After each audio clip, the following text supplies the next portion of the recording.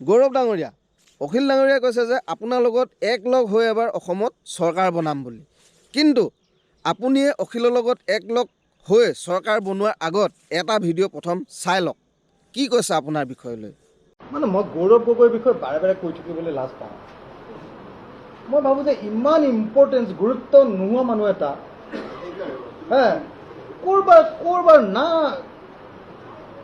মানে কোনো ধৰণৰ গুৰুত্ব নোহোৱা মানুহ এটা কানি ডাষ্টবিনত জাবৰ পেলোৱাৰ নিচিনাকৈ দীপ গগৈ ঠাইটোত পেলাই দিছে। গতিকে মই মাত্ৰ এটাই কথা ক'ব খোজোঁ যে সেই কলিয়াবৰবাসী ৰাইজ, আপোনালোকে আমাৰ এই সমষ্টিটোৰ সন্মান ৰক্ষা কৰক। এই অপদাৰ্থজনক গৌৰৱ গগৈজনক আৰু কেতিয়াও ভোট নিদিব। শুনিলে গৌৰৱ ডাঙৰীয়া কি ক'লে আপোনাৰ বিষয়লৈ? এতিয়া আপুনি বাৰু অখিলৰ লগত মিলি চৰকাৰখন বনাবনে? আৰু অখিল ডাঙৰীয়া, আপোনাক কৈছোঁ শুনক, আপুনি আৰু গৌৰৱ গগৈ মিলি চৰকাৰ বনাই হিমন্ত বিশ্ব শৰ্মাক যে জেলত দিম বুলি কৈছে, সেইটো এতিয়া আশা পূৰণ নহয়। কাৰণ আৰু কেইদিনমানৰ পাছত আপোনাকহে হিমন্তই জেলত ভৰাই থ'বগৈ।